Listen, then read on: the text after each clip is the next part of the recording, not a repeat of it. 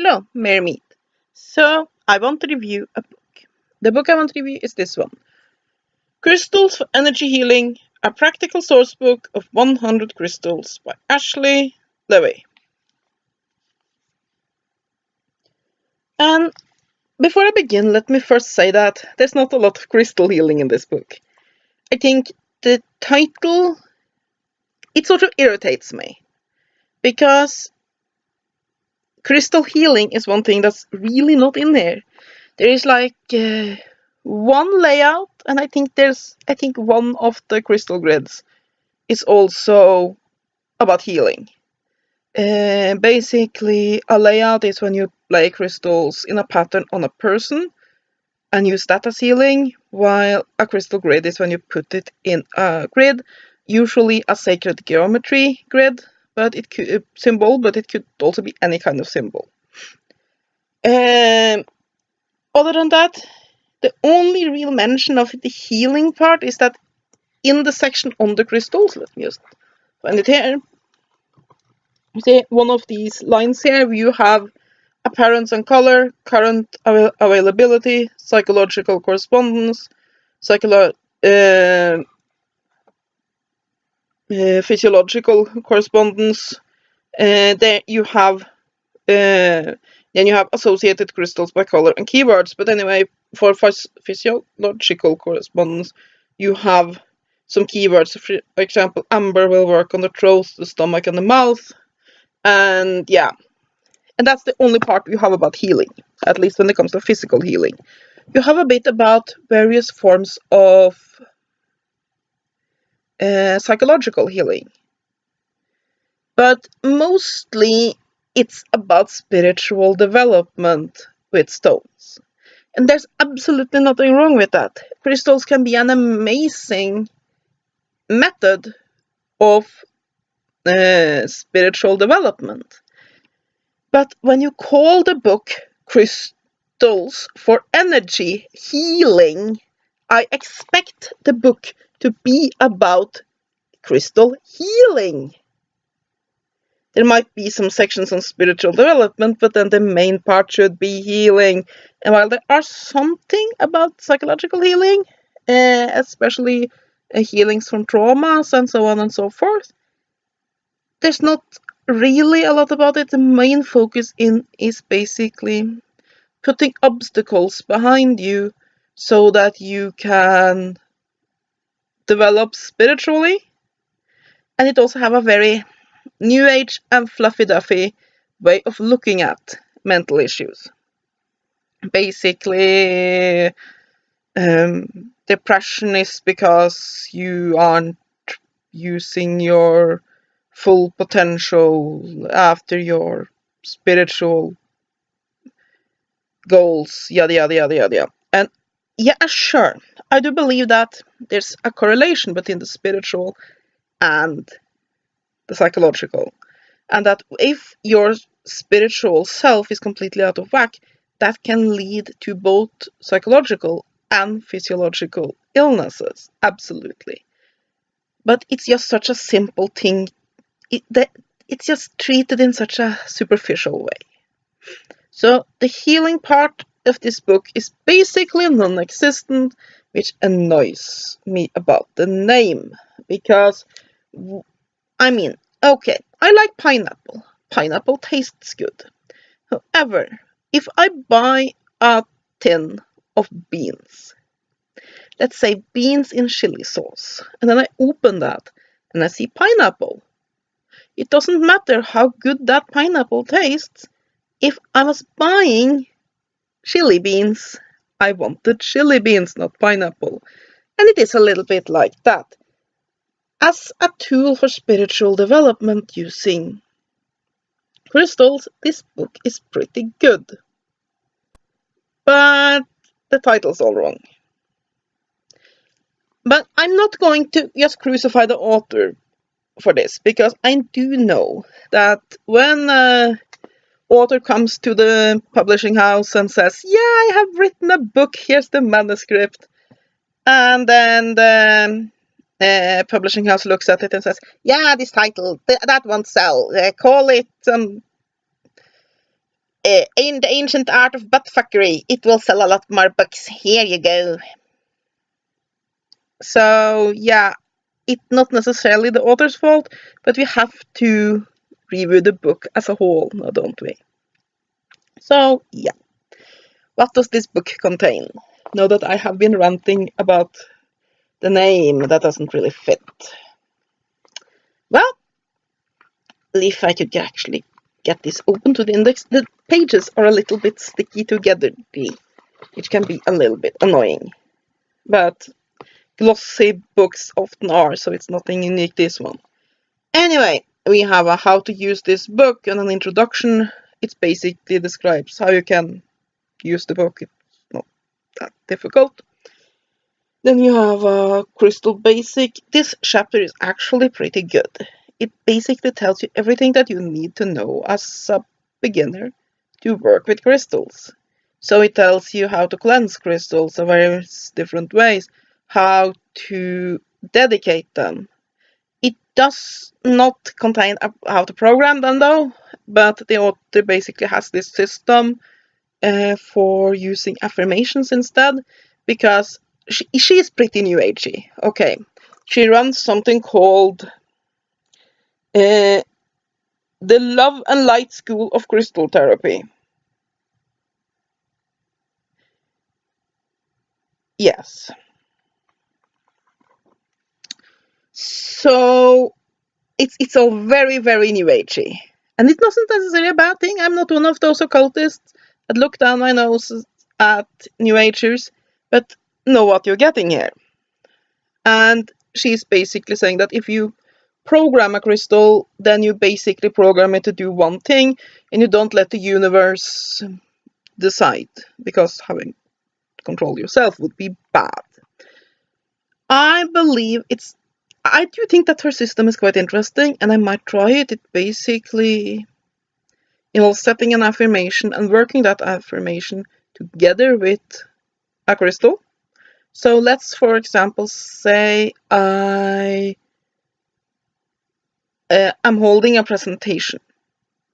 I might want to use blue calcite to stimulate my throat chakra, but I also want to basically do an affirmation. So instead of programming my blue calcite to help me do the presentation better, I would then make an affirmation saying, my presentation is a success. And then I speak that affirmation every day while holding my calcite, and I write it up and I put the calcite on top of it. Basically, I work the affirmation, but work in using that stone. I think that can be a very valuable tool, especially for less concrete goals. Let's say that you want love in your life, but you know that you have a lot to work on before you can accept it. So that, for example, you always attract the wrong kind of person. Then working with this system, you can, for example, have an affirmation about being able to love yourself and think yourself worthy of love. And therefore you will attract it, and you can work on that. You can say the affirmation, you can put the stone in a pouch with the affirmation. You can basically work on that, and I think that can be very powerful. But I also think that for some very concrete things, like, for example, let's say you, for example, a good friend of mine is deadly afraid of flying. Really, really, really afraid of flying.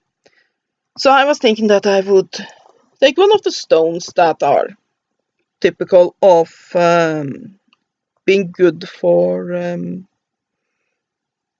safe air travel. Malachite is a good one. Aquamarine, if they're flying over oceans, and they usually are, you have a selection. Take one of those stones, cleanse it, dedicate it, and then program it to not only help make her journey safe. So I can tell her, I've cast a spell on this stone, it'll keep you safe. But also to give her the confidence that it is safe. That is a very concrete, direct goal. And I think that then programming is better. But that's just a personal opinion. Her way of doing it is completely fine. It gives you what you need to work this. It gives you, especially if you are a beginner, it gives you some really good tools. I also like that she has some really nice layouts. I think that possibly with the exception of one of them, you can do all of those layouts on yourself. You should be able, you might not be able to do it in exact, basically she hasn't, you put those stones first and those stones first and those stones then. You might have to start at your feet and then lie down and then arrange those around you, but you should be able to do the layouts. And those layouts, I think it's 5 of them, are really good. And she also has some basic crystal grids that are also nice, very basic but nice. So you get those tools. And also in the section on the crystals themselves, let me just figure them out again. You have a how to use section, you can see there, which contains everything from little spells to meditations to ideas about how to wear a stone. Basically, each one of them have an idea for how to use said stone, which is really nice because a lot of people, they pick up a stone. Well, I has this stone. I have a lapis lazuli. It's really pretty and it's sitting there and being all blue. What do I do now? Have I bought a really nice, pretty paperweight? What do I do with this thing? And it gives you some advice, which is really, really nice. So in such way, the book is pretty good. The advice, though, do focus on things like spiritual protection, spiritual development, and basically getting into contact with your spirit guides. There are some about how to do with psychological things like how to get over trauma, how to finding love, and all of those different things. But mostly it focuses on the spiritual, which is fine if they had put it on the cover. Anyway, moving on the contents here. Then we have a section 2, which is crystal healing. Yeah, it contains a few blurbs about that. Starting your crystal journey, crystals on your sacred space, power crystals and affirmations, which is that section there. Crystal medicine pouch, which basically says you can. That's a little cute little ritual for that. Basically, how you can put a lot of crystals and perhaps an affirmation in a bag, and how to activate it and make a little ritual about it to empower it. Crystals and chakra centers, which contains a section on chakras that every book contains. I wish some New Age books would just drop this, because most people who will buy this book already knows the basic things about chakras, and if not, you can Google that. It's everywhere. Crystal layouts, which is a really good chapter, probably the best chapter on this whole book. Crystal grids for healing, and by healing, read spiritual development. There are one for healing here, but yeah. And crystalline meditations, which is such a weak chapter, because it's basically close your eyes, deep breathing, hold a crystal. There you go. Which, yeah, sure, you can do that, but most people would have figured that out themselves. If you're going to write a book that you take money for, have a little bit more about it? Yes? Yes? Good. And then you have just the section of it, 100 crystals. Which basically, all of them look like this. You have 1 page per crystal. And here is where I find the book lacking. Because you have a picture of the crystal. Some of the crystal pictures are good. Some of them have completely wrong color, which will make it completely impossible to identify the crystal from the picture. You have some basically words here that just goes through some keywords. Then you have information on the crystal itself, how it's formed and such, the geological aspect of it, which is good. That's useful. Then you have legendary uses, which for most of these crystals, because there's a surprising amount of rare and I have been doing crystal healing since I was, 10, and I've never heard about these guys before, type crystals. That has been found recently and have no legend whatsoever, so you could just skip that because you can just add it to the few ones that have. And then you have an attributes and powers, which basically says this is what the crystal is good for. The problem is that section is the important one, and it usually gets really, really, really short. Then you have how to use this crystal, and some of the how to use sections are really good and has really, really interesting ideas, and others are just put this crystal on a chain around your neck, you're good to go. So yeah, and that's the rest of the book, other than some advertisements in the back. And I mean, not your typical. I mean, it's completely okay for a publishing house to put an advertisement in the back. Look, here's another book that we produced. You might want to buy that as well. The problem is when you have basically the about the author section that is basically used for her to advertise her school. What was it called again?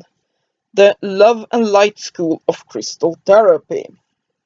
Yes, that one. So, yes. One other thing I can complain about here is all the typos. Now, I'm the last person to complain about typos when somebody is writing something in a forum or on Facebook or on a YouTube comment. I have dyslexia. Me complaining about somebody's typing would be like the pot calling the kettle black. It's, yeah. And I also don't mind if I find a typo in a book. I mean, some of the stupidest things I know is when you read a review on Amazon and it's, I was really enjoying this book, it was so awesome, and then I came to page 453 and there I found a typo. The author had misspelled the word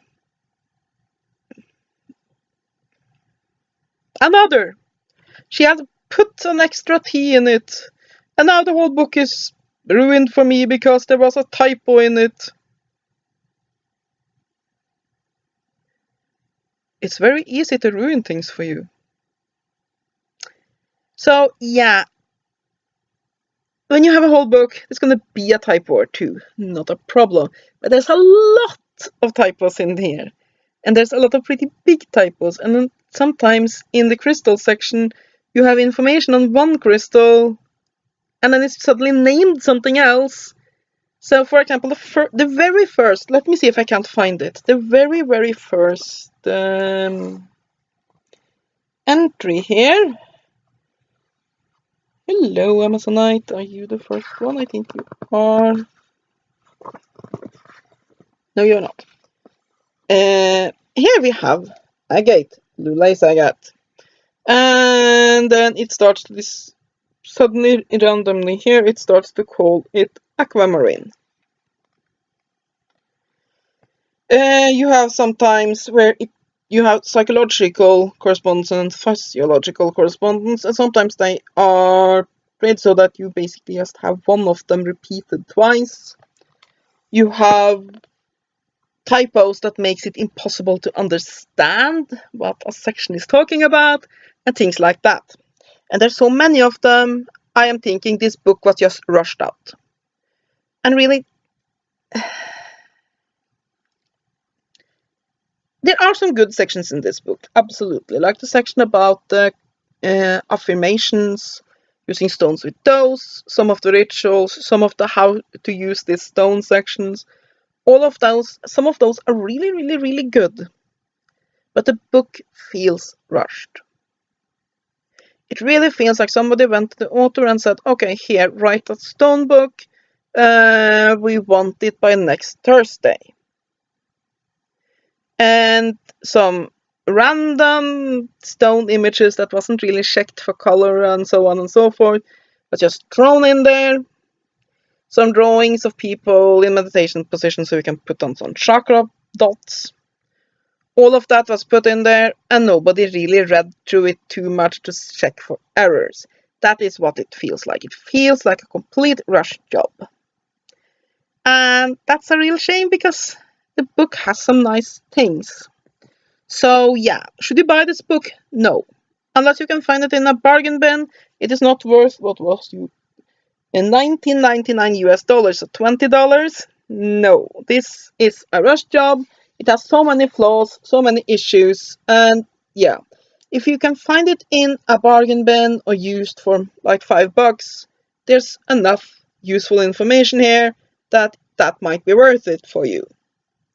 But just to pick up as is, no, not worth it. I'll give this book 5 out of 10, and that is my review of Crystals for Energy Healing by Ashley Leavy. You see, it was Fairwinds who published it. So yeah, I hope you have enjoyed this review. Have a great day, and blessed be.